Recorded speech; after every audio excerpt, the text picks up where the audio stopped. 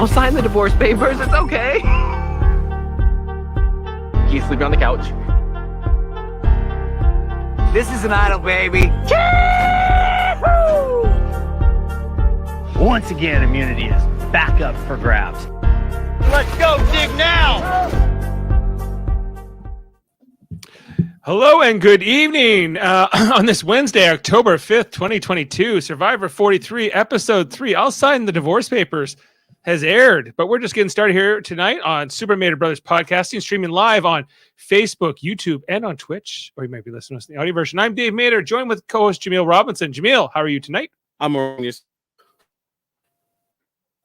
I'm good. I think you might have skipped a beat there on the internet. Okay. Now. Well, I see you. I think we're okay. You know, Okay. I'll let you know. Okay. This is live, baby. This is how it goes. Yes. I did see a little hiccup at my internet skip in time to jump, back into the jump rope of Survivor. But we'll see. We'll keep going. How are you doing this evening?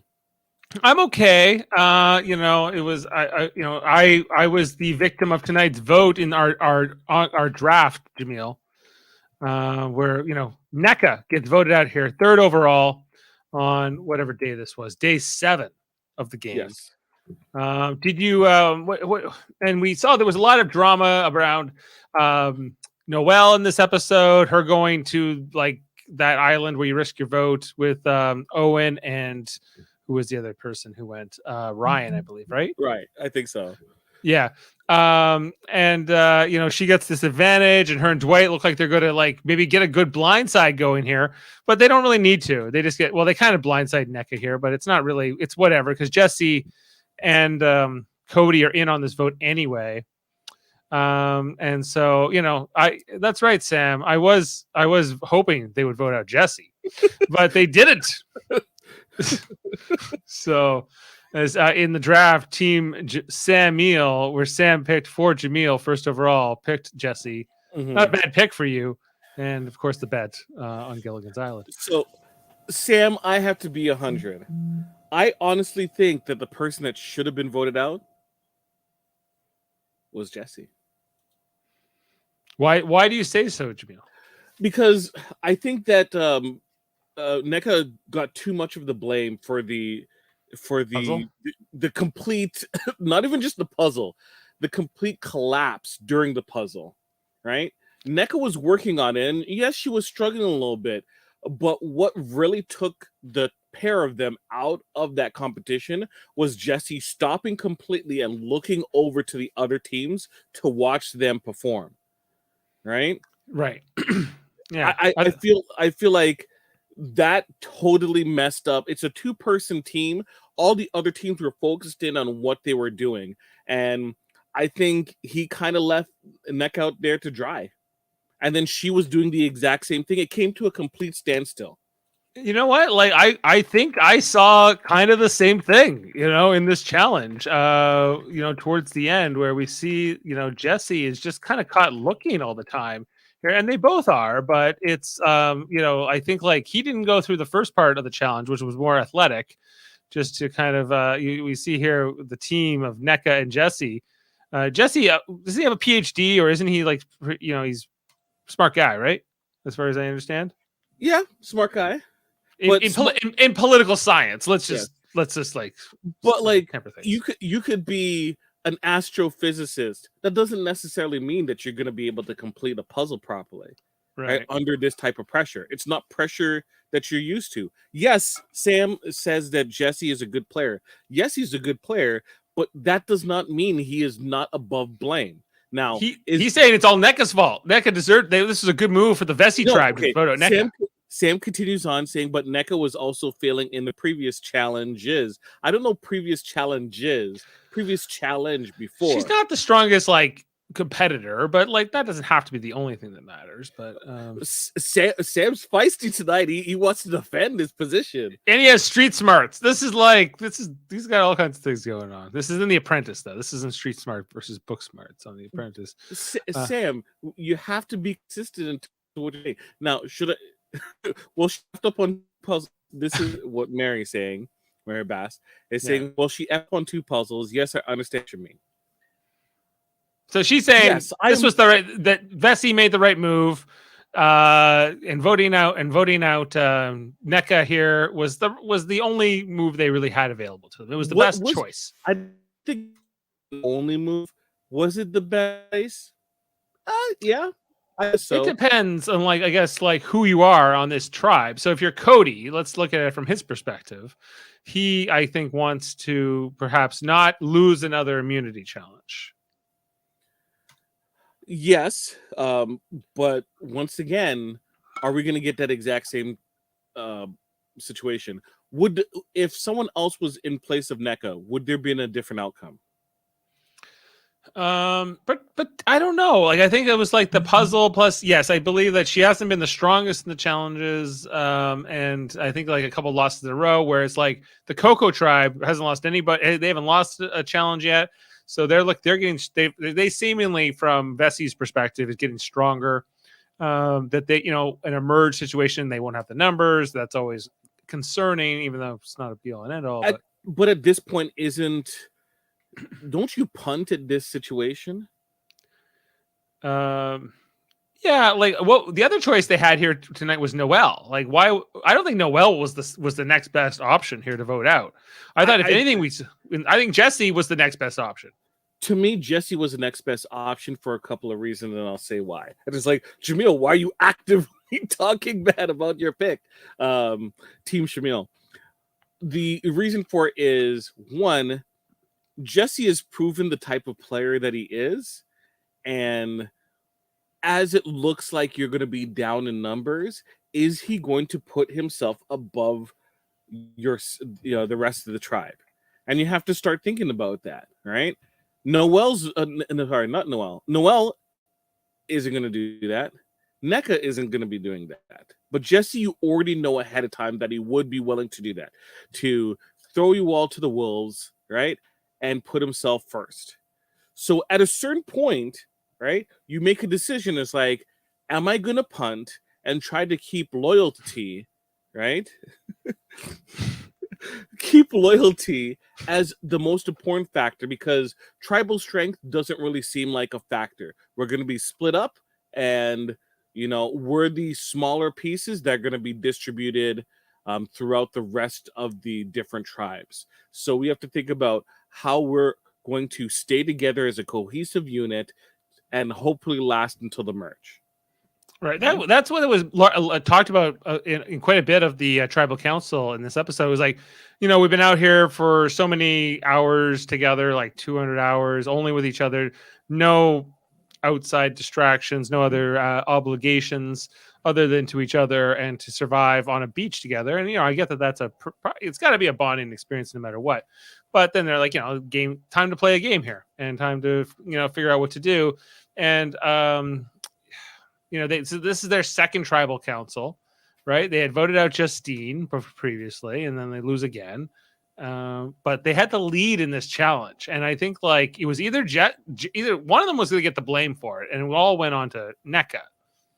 And NECA, I don't know why they didn't put their foot down and say, "Look, you're not going to do the puzzle. You're going to, do a running of the race." It doesn't, like, if we're reshuffling things around, right? Right. Why are you not positioning things differently a second time? Would it have been better if Jesse had done the jump off the tower instead of Noelle and swim through the obstacle course? And then Noelle's on the puzzle with NECA. Could have. But Noelle is also proving trying to prove for herself that she can do the physical stuff. But they're not failing in the physical stuff, is what I'm saying, right?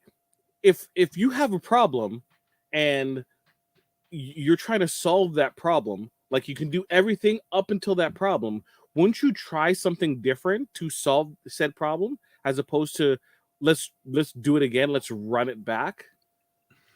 Right. No, I think it was a poor decision. They should have just said, "Hey, we rather have NECA go first, and then we can catch up." I guess that's the other thing here. Okay, so you like every tribe was presented with this choice for this challenge, and it was like you have 5 people in this challenge. 3 of them are going to jump off this tower into the water, and then 2 of them are going to be on the puzzle at the end. So like each tribe had to kind of look at.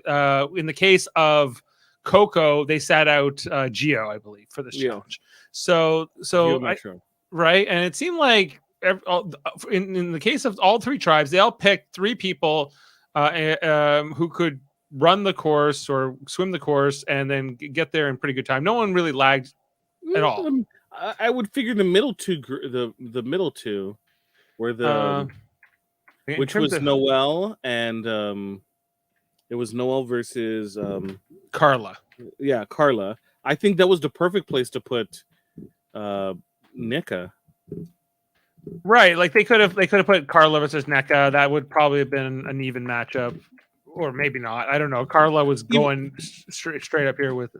If it was Sari, you would fit her in there. True. Right. So I don't know. Like I think one thing I do agree for sure on NECA was she was not strong at the puzzles. They kept putting her on puzzles, probably because she doesn't consider herself to be a physical athletic person, and maybe she's not, but that doesn't mean necessarily you put somebody who's not athletic on puzzles, I guess, is what maybe I'm trying to get to in my thought process here. I think ultimately they decided to go a current course, which is tribal strength, and they made the right decision. It made no sense to get out Noelle or Jesse, right? And obviously NECA would be the next person, right? But I'm just posing the question that at a certain point when you keep losing, right, and you look at the resources that you have in your tribe, you're like, maybe the best decision is to punt. Especially when you have explain the punt. What do you mean by the punt?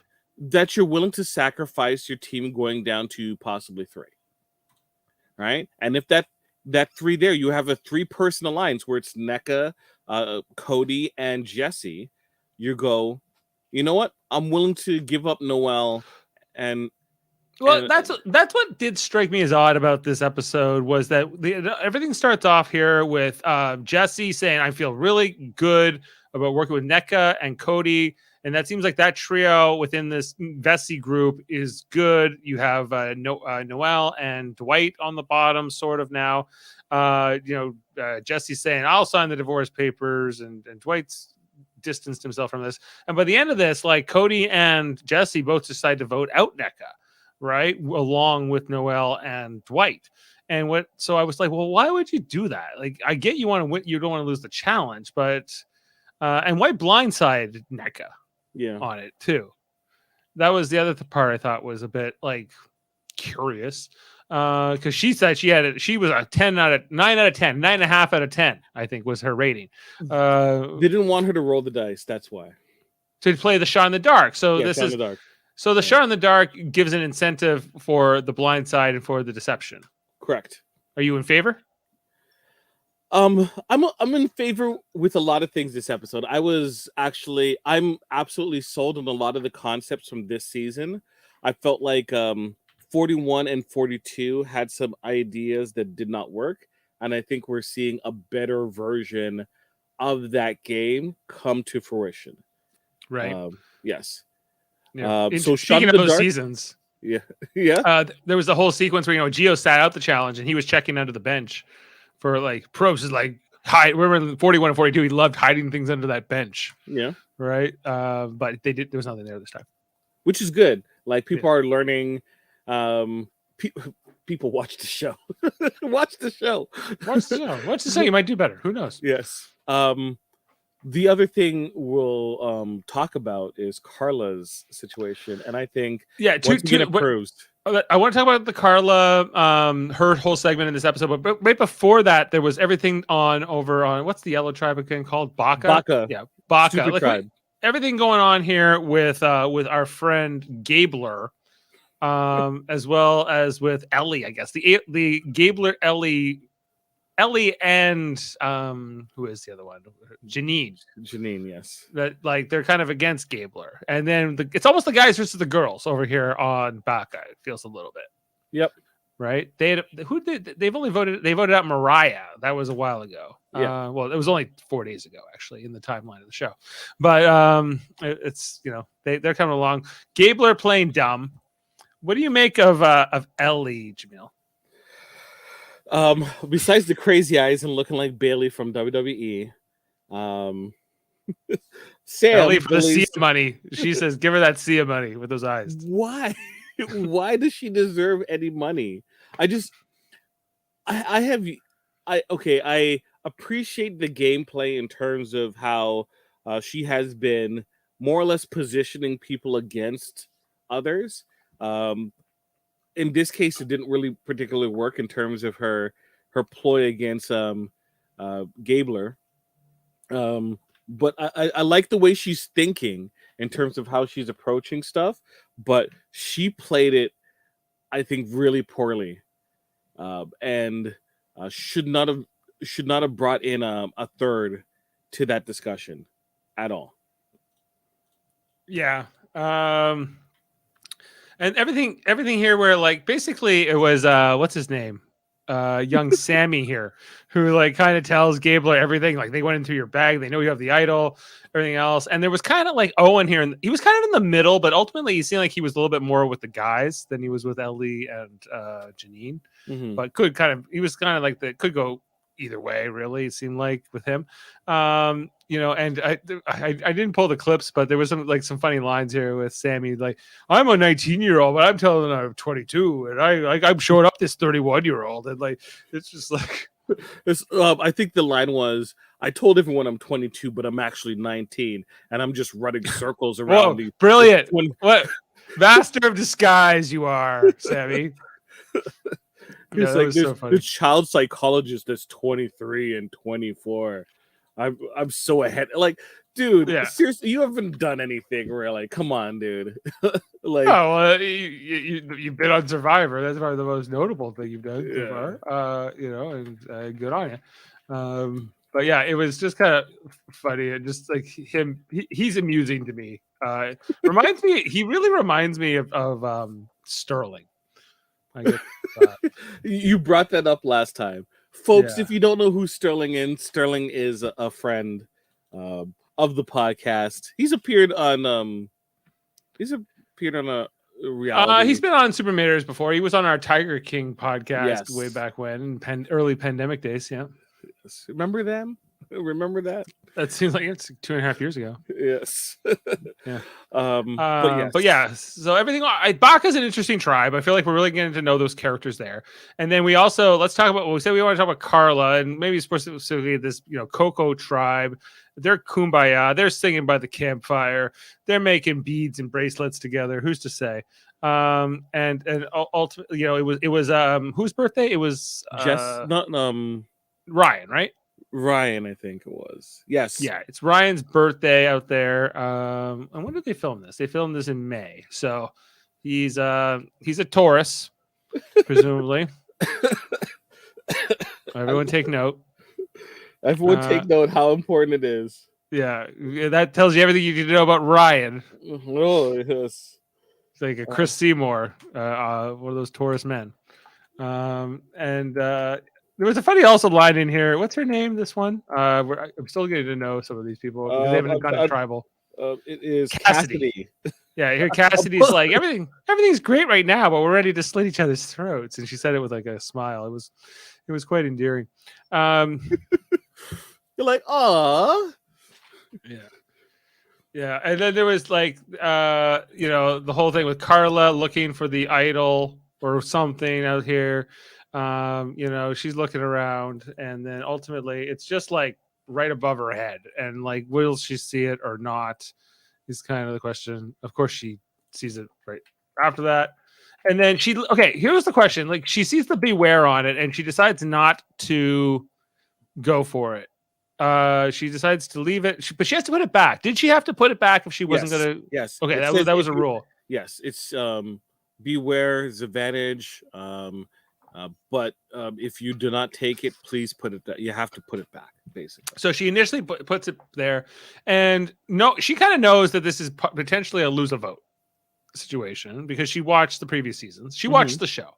Yes. So she puts back, and I think like Jane and I were like, "Hey, good on you! Like you don't have to play this thing. We've seen people risk their vote, and it's not always like this great advantage. It's often a curse, and you don't necessarily need to do it." And Jane's like, "I wouldn't be mad if you were playing Survivor and you chose not to take that. Like, what would it matter, right?" But that's what, because she's like, "My wife would be so disappointed with me if I didn't like go for this or take some risks or whatever." And kind of like Ryan says something similar along those lines to her while they're just kind of around camp, right? Not specifically relating to that decision, but that kind of motivates her to go for it. Ends up working out for her ultimately here. So I guess it was a good. She had the same thing as the other, who I guess it was Cody who got it for Vesey, Yes. right? One of the special beads, Jaemeel. They're kind of similar. We have now seen the evolution of the idol. So one of the complaints that people had was, during the Russell era where he was just able to pull out idols from anywhere. We saw that type of gameplay happen 2-3 more times, where people were just constantly just finding idols. They just got that spare time. They forego the social aspect of it, and just like they were immune because you just couldn't get rid of them.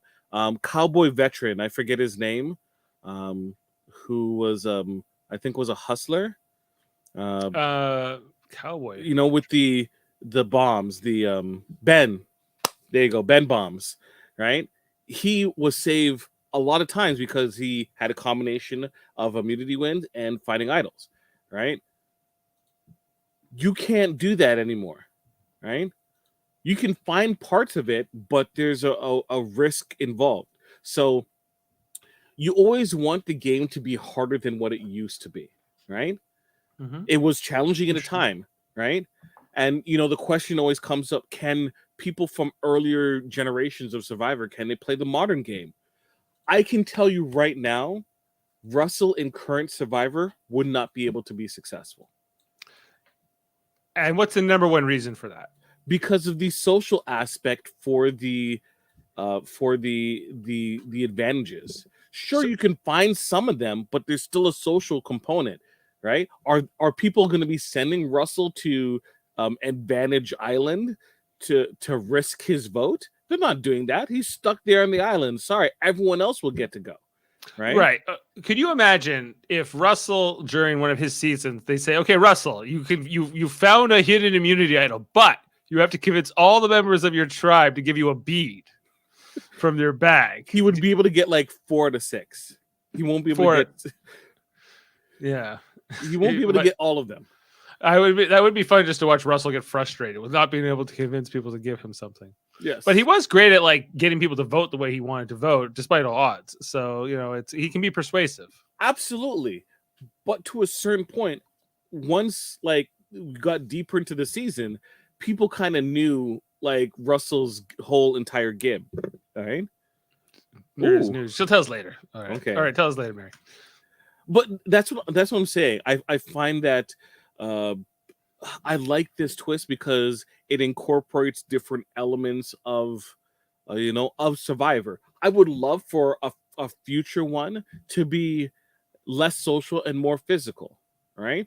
Where there's constantly a balance. You don't know what you're going to get. It might say, hey, you're going to have to do this specific, and not like sneak into the other tribe. Right? I'd never like that. I thought that was stupid.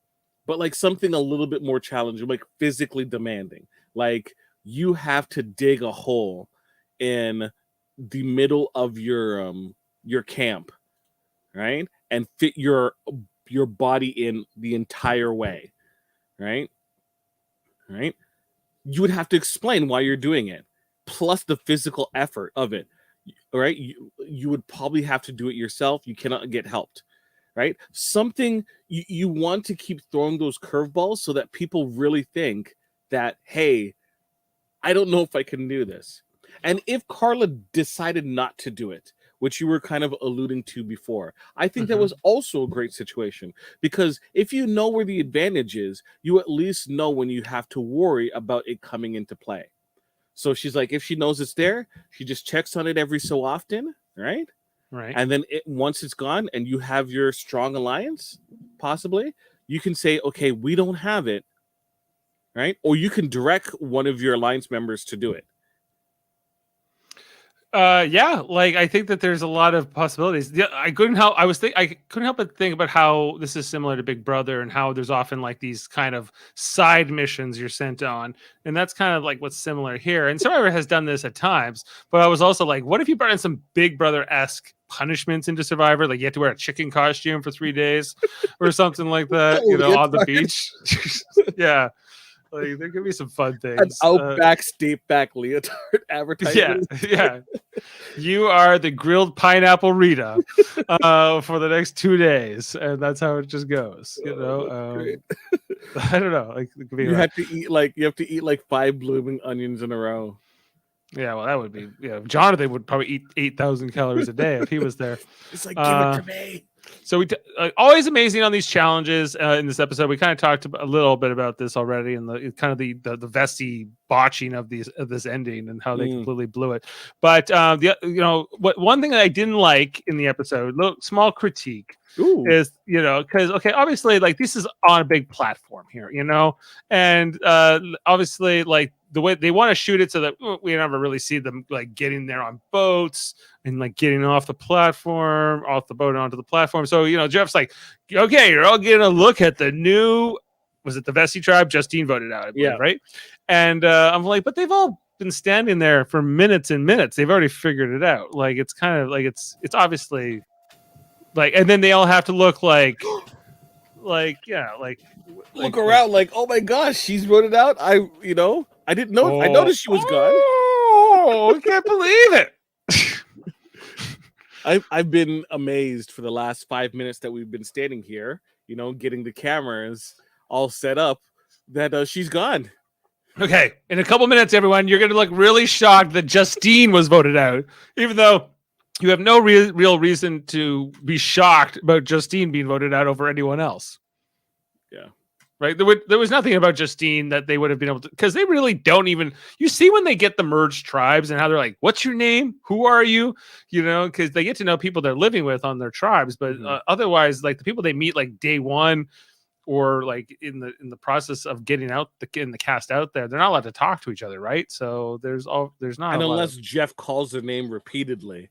Yeah, and even then, like you're probably so everyone knew who Jonathan was last season, right? Like Jeff's gigantic erection for Jonathan was like, yeah, like I imagine Jonathan like because running through the competition. There's been these moments like with Ryan where he didn't want to give up the immunity idol here at the beginning of the challenge, and and he's like every time you don't want to give it up, Ryan. So I could imagine like maybe if you're on Baca or Vessi, you go okay, well that's Ryan. Right, because Ryan's always talking to Jeff, but otherwise, like, did Justine ever have a moment with Jeff? Did I forget something? No, she was utterly forgettable in my opinion. So there's no reason. Yeah, like again, like I'm harping on this, but it was just kind of, actually, I have to look up who she is because I don't remember her at all. Yeah, I mean, like, do I have to give this up to you? I like it too much. I don't know. This was a little bit too much. We've seen like, come on, guys. What are we? Are we playing the hits here? Wait, let me see. Is this her Instagram account? Who's Let's her? See. Justine. I'm saying, yeah, it is. Her Instagram account is called Bean Dog Millionaire. Bean Dog. That's or cool. BN Dog, BEANDOG, millionaire. I assume it's Bean Dog. Whatever. Whatevs. Jaemeel, question on this puzzle. Let's just come back to it. Does that look like a hard puzzle to you? The middle portions are, and the reason why is because when you can flip it upside down. It's both sides. They don't just do a one-sided puzzle. So outside of the rings and the arms and legs, right? The middle part is where it's hard. Okay. But you do that last, presumably. I don't think they were. Okay, let's have a look. Let's have another closer look at this again because I want to understand what was going on with Vesey in this puzzle. Do I have a shot here? Yeah, like I'll just take down the banner.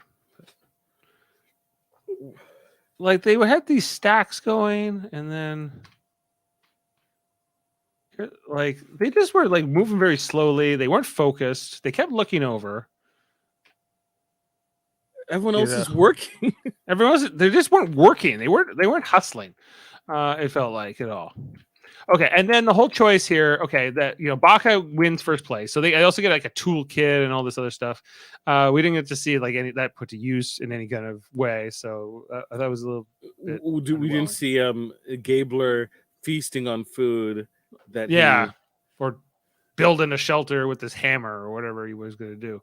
Mm-hmm. But the choice, okay, where Baca's like, okay, who from Vesey do you want to send to like off on an adventure? And they choose Noel, and then they choose to send Ryan from Coco, and ultimately they send Owen there. So it's kind of like they act really shocked, but we've kind of seen this kind of thing play out a few times, especially in the previous seasons. And so I guess why those choices? Why did you think Baca made the choice for Noel and also for Ryan? I figured that Noel would be possibly one of the people that would be on the bottom, right? Noel or NECA. Why do you think they would think that? Because a woman was voted out first, and the underperformance of those are the two performances you can particularly pick out. And the assumption is usually always women are targeted. Interesting. Okay. Well, you're not wrong, I don't think necessarily, because 3 women have been voted out first in this game. Now that we have a look at the board here. But let's also be honest with ourselves. Who is the ones that are targeting the women, especially at the beginning? The other women. Because the thought process is that the sacrifice has to be made, right? Oh, well, she's the weakest, right? Right. But like once again, if everyone was equally strong, right? Someone is still going to point that out and say that person is the weakest. They'll make some reason to point out someone, they'll sacrifice someone else, as long as it's not you. Sure. Did you like the whole segment where they were heading up and we got a little bit of vignette here about Noelle when she was playing? She was going to be a varsity. I thought we got this before, but this was like the sequel. The sequel. It's cool, very inspirational. But at the same time, I'm glad that they didn't like make it easier. Like he runs pretty fast on that. Well, I mean, like in terms of climbing to get to the lookout, right? Oh yeah, they kind of they sent her on quite the trek here, like through like the like this wasn't necessarily an easy hike for anyone, regardless if So yeah, I was pretty. I was like right on, and she was able to show that she was able to clear it. Oh yeah, this Noelle's like she's a competitor. She's fierce, like one leg or not. Like you could give her no legs, and I think she would be a force. So she's an Olympian, a Paralympian, right? And she's like 6th in the world. She set a U.S. record or something like that. Like she's not to be underestimated by any means. Correct. And like I would keep her over Jesse. If I'm Cody, if I'm Dwight, like I don't know, because she is more trustworthy as well. She's more trustworthy. She's easy to work with, and we see here that she bonds really well here with Owen and with Ryan, and they're like, hey, we'll like do the no risk, you do the risk, you can use it. She kind of tells them that she's on the bottom here, in her tribe where she's in trouble, and they're like, okay, they're inclined to help her, and maybe have an ally down the road.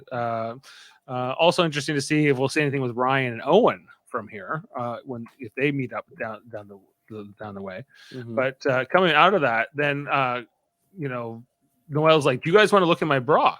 And she goes back to Vesey, and they're like, "No, it's okay." Misdirection. Dwight's like, it's fine. No, you don't have to. We don't have to see it. But do you think they bought it? If they're smart, they shouldn't. Shouldn't. Do you think Jesse bought it? Did Jesse buy it? I don't think he trusts. I think he wouldn't trust that. No. No, you wouldn't trust it. No. Dwight's a bit genuinely. She chooses to tell Dwight, and she's like, "I shouldn't tell anyone, but I'm going to choose to tell Dwight." I think it was the right move, but we'll see. Once again, she's building trust. She's building trust. Dwight's the one she should try to trust. If she's trying to build something post this current situation, then she made the right choice as to who. Right. Because if it was Cody would have ran back straight to Jesse and told Jesse. Sorry, who has Noelle? I could see. I took NECA over Noelle. I should have taken Noelle. Stuff happens, you know. Yeah, and then ultimately they go to tribal, which we've kind of largely covered. There was a lot about like how strong do you feel and what scale are we using to determine this, and it was like just I felt like they were just filling the time. Yes, it absolutely felt like that completely.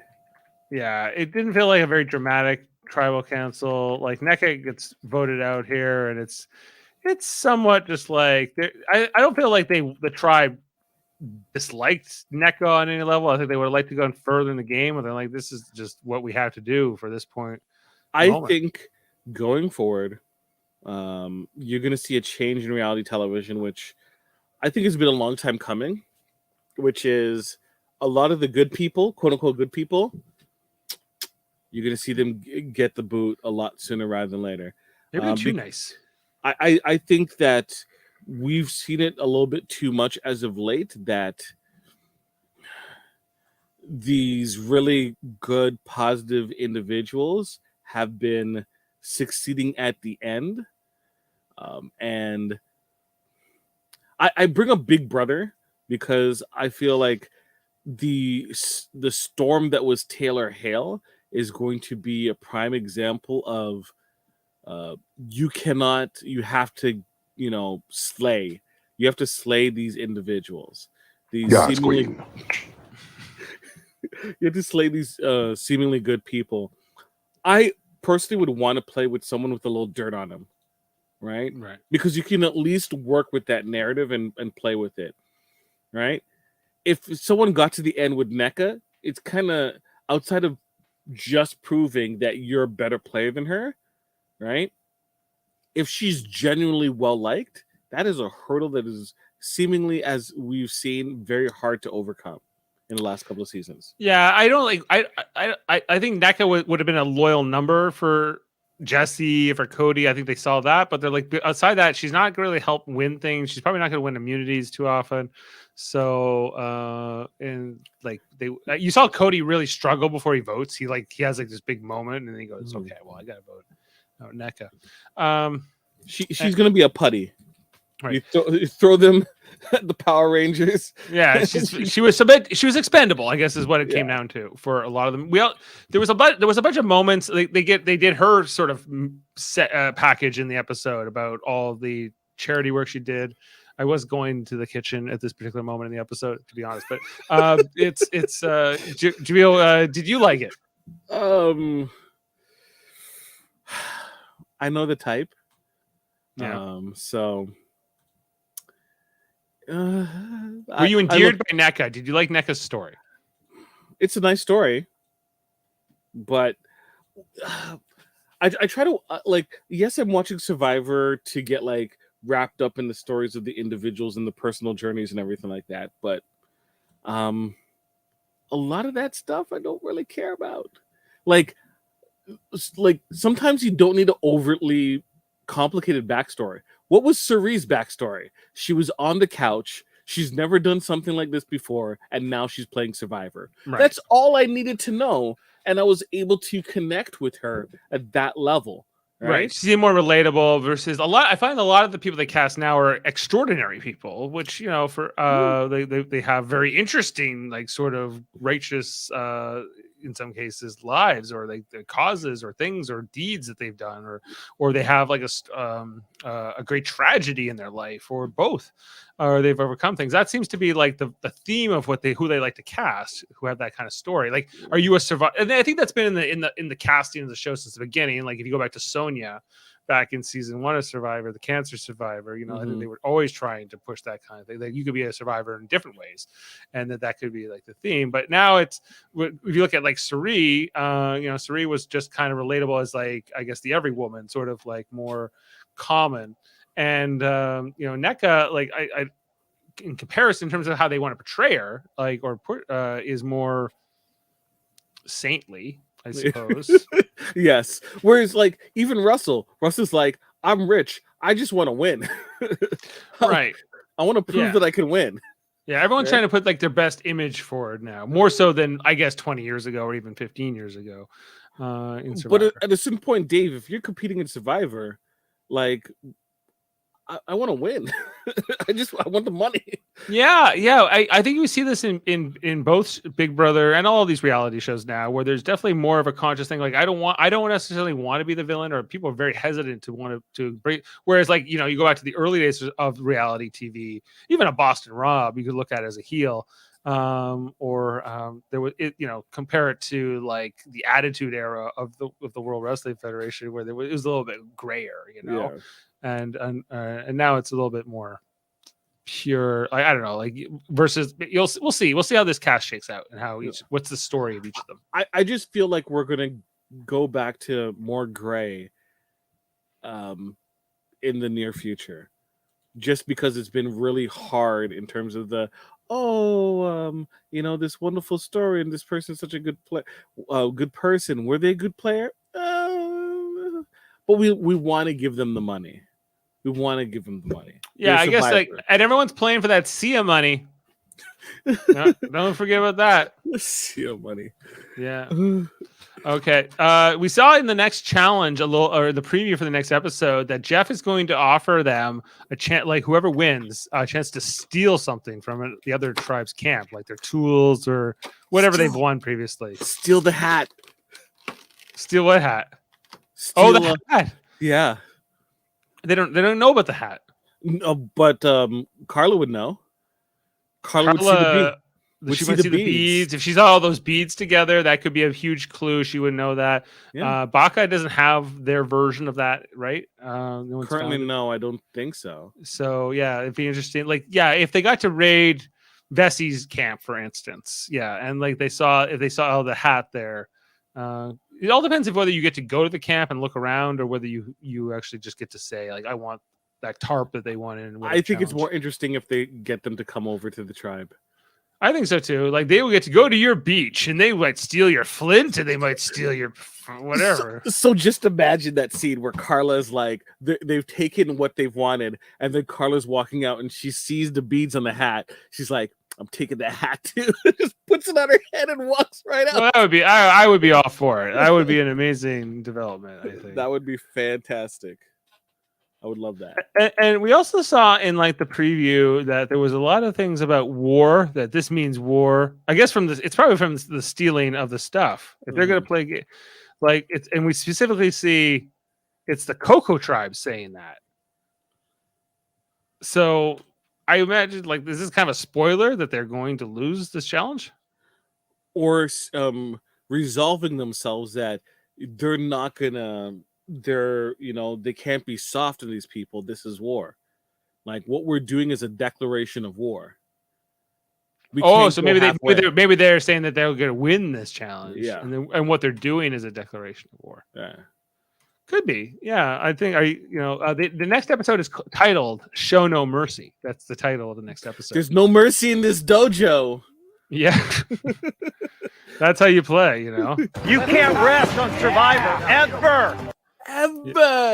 Yeah, that's how you do it. There's comebacks, you know. You gotta keep digging. What happened? Jeff's in his element. Jeff is in his element. Yeah, he's loving it. He's having a good time. I think he's having fun this season, which is good for him too. Yes. With his cast. Okay, so we got through the episode in pretty good time. There wasn't a ton to. It was to break a very down. simple episode. For the most part. Yeah, like I'm liking this cast. I think like seeing how maybe this rating of the camp, and if that does stir up some bad feelings, that could be fun. But I don't feel like there's any like duds in this cast per se. You know, everyone seems to have a very distinct character. True. Yes. So I'm liking that. I can kind of, I know, like we're saying, it's not quite like Big Brother where we're here 3 times a week and we really get to know these people. But because every Wednesday I'm like, okay, who's in this game? Oh, right. Okay. Who do I have? Okay. Right. Yeah. You know, but it's good. Outside of Jesse, and I think Jesse Lopez. Jesse and not Ellie. Ellie's partner in crime. I have her. Janine. I don't know who else. I thought I have 3 people. You had Mariah, but she was voted out. Yes. Yeah. Oh, just for a quick, let's just do a draft update while we're at it. Just to, you know, it's harder here, but it was, of course, NECA voted out here. She was drafted 7th overall by me with my first pick. I couldn't, like, you know, Carla, James, Owen, Cody, Sammy, and Jesse went before her in the draft. Yeah. But I could have had Noelle. I could have had a bunch of other people. And you have to mark off. Oh, you already marked it off. Yes. Marked it off. Yeah. So we see Coco still intact as well. 2 people now voted out of Vesey. And so who do you think is gonna get voted out next? Oh, I'm not sure. I hopefully for somebody from Coco. I don't like to see any tribe get too strong. So what you're saying is going to be Cassidy from Coco if things are going the way it is? Yeah, I think so. Like, and then just like a 4th, because 3 women have gone here in a row. Like, it's not a great trend. It's a consistent. It is a consistent thing on Survivor. Yeah, like I think one year we're gonna get like the Jonathan of women, and we're gonna see how that plays out. Where she's just gonna mow down. Well, that we already had her. That was last season. Was it Lindsay? Who was the dominant one? I'm trying to remember the one who played alongside Jonathan last season. Hold on. So Lindsay was the Jonathan of women. I think she was the closest thing. And I think if Alicia was playing nowadays. Sure. I feel like there's probably someone stronger than Lindsay last season, but she was up there. I feel like if Noelle had, especially if she hadn't had her accident, I think she'd be in this category. I think she already kind of is, despite being disabled. So it's there's, I think there are definitely differently abled, alternatively abled, however you'd like to go about it. But your company has some DEI, I bet. DEI, yeah. What's that? Diversity. Oh shoot, I feel bad now. I brought it up and I'm like, what's the you brought it up? What am I missing out on? Hold on, I will get it. I wasn't educated on sorry. Diversity, equity, and inclusion. Equity and inclusion. I include everybody. Oh, breaking news! Breaking news! She's applying. Mary, if you get on the show, so for we audio will listeners, fly your flag. We will be your fans for the entire season. For our audio listeners, Mary Bass, longtime listener, has declared, has marked her place in the sand and says, do you know what? I woke up yesterday morning and I decided I should apply for BB25. So she did. We're pulling for you. Stuff. We're pulling for you. Good luck. I'm trying to get on the Canadian cast. It's not easy. I think Jaemeel is too. Have I put my application in? I haven't. I haven't done my. I have till November, whatever, to get it in. So yes. I did a draft of it, but I haven't finished it for whatever reason. So. The last time I applied via video, funny enough, I recorded my video at New York Comic Con, which I'm going to this weekend. So why not? Why not do it again? Shout it all. I will shout you out. All right. Well, do it every day on the feed. Talk about the Super Mader Bros. All right. So what else? Did you know? Well, speaking of Big Brother, that we covered the season 24 very recently. We went through every episode, well, most of the episodes and the whole season. And Taylor won, and it was a great affair. So check that out if you haven't already. I apologize. I kind of miss it. You kind of missed the Big Brother. Yeah, I kind of missed it. I know I'm okay. It's weird when you go from that many podcasts a week to like fewer, especially with us taking D Space off these last 2 weeks with Jeff away. Yeah. It's been quieter. I know I'm going to need that energy later for other things. So you got to take the breaks when you can get them. But we'll be on full tilt before you know it.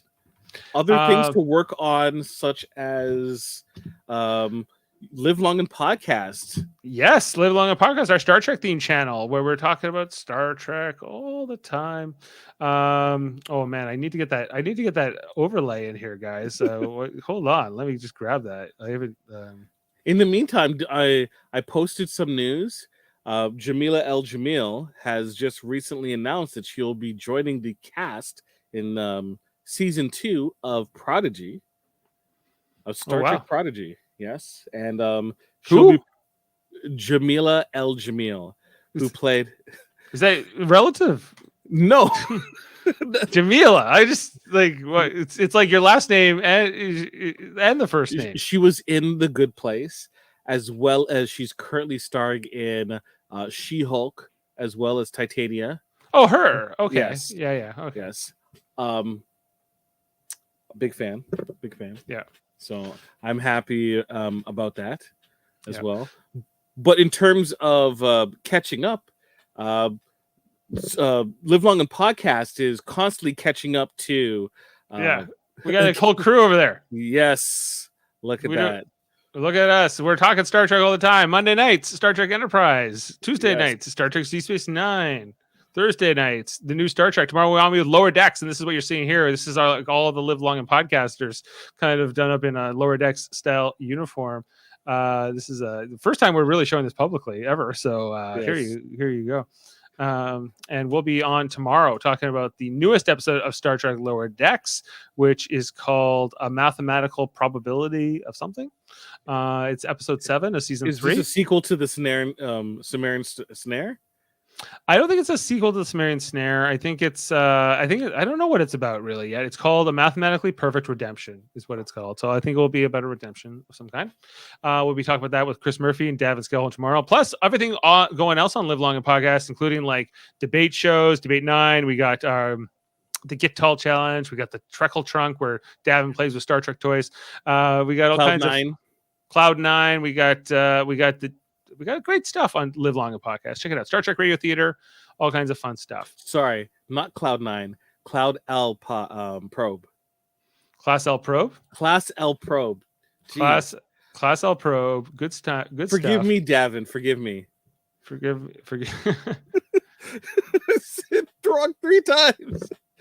Yeah. Yes. Right. We've been playing around with different But radio theater as well, which is where I bet some of your free time will be dedicated to, because just recently you all did a wonderful performance from Davan Skelhorn. He was playing the Space Hippies, man. Yes. You haven't seen, if you haven't listened to the live version, you need to. Yes, this is one thing I do need to sit down and do, and I keep saying I'm going to do it, and then I want to play Star Trek Online instead. Yeah. So it's but you gotta treat yourself sometimes. So treat yourself. So The Way to Eden, great episode. A musical radio theater experience. So you should definitely check it out, everyone. It was amazing. Davan played like some real like bluesy versions of these hippie songs. It was something else. Okay, wait, I need like a little bit of time from after the live performance before I can really revisit it properly. But it's gonna be good to come back to. I'm looking forward to it. Plus, we also have Trivial Debates. Yes. An ongoing series where we argue about movies, TV, sports, and more. We got our next edition coming up. Jaemeel, you were going to be in this one, but you bowed out because you want to save yourself. I want to save myself. Yeah, it's gonna. This episode is going to be a great episode. Strongly advise people to watch it. You have 3 strong members debating with Andre, who is part of the X-Rated podcast with Davan. X-Men the animated series recap, Yeah. going through all the different episodes. That's So what show you need to check out. X-rated. Yes, definitely X-rated. And then Chris Murphy, who once we mentioned is gonna be on the Lower Decks recap as well. Mhm. And then Jody, your friend and mine, will be the host for it. Jody runs a tight ship, so it's gonna be a really. I don't know if Andre knows what he's in for here. Well, look, Andre's whip smart, and I think he's gonna be ready for it. Okay. Well, yeah, it's going to be fun. That's Trivial Debates plus the X-Men podcast we mentioned and Andre's podcast, the Graphics History podcast, you need to check out as well. All members of the United Federation of Podcasts, of course. Yes. So check that out. And then we have, friends of the show podcasts, including the Hellbound podcast with Alex Blackburn and Michael Chan. Yeah, I really need to get that logo in my queue. With this extra time we have tonight, I feel like I should do it. Yes. And then last but not least, Eamon Mader, also known as Sam Jerka, right, takes you through the world of fighting games in the podcast name. Let's talk about fighting games. Right. So definitely check that out on your podcast catcher of choice. Absolutely. Yeah. Good. Well said, Jaemeel. Well said. Yes. I was seeing if I could find it. I need to reach out to Alex and say hey, can you send me something with the Hellbound podcast? Because we plug it all the time and I never have anything visual with it, but I know he has art. So we need to reconnect with him. He's been on Star Trek Radio Theater and some fun stuff we've done. Okay, well, thanks for being with us. We'll see you next time, and we'll go out on a quote here. Let's listen to NECA. It was fun, everybody. They pulled it off really well. A really cool blindside. I'm surprised I don't have any negative emotions. I'm grateful for the experiences here, relationships built, things that I did that I would never have done in my regular life. And this has been a dream come true. I don't regret this one bit. So I just want to say a big thank you. I'm grateful for this experience. Too nice.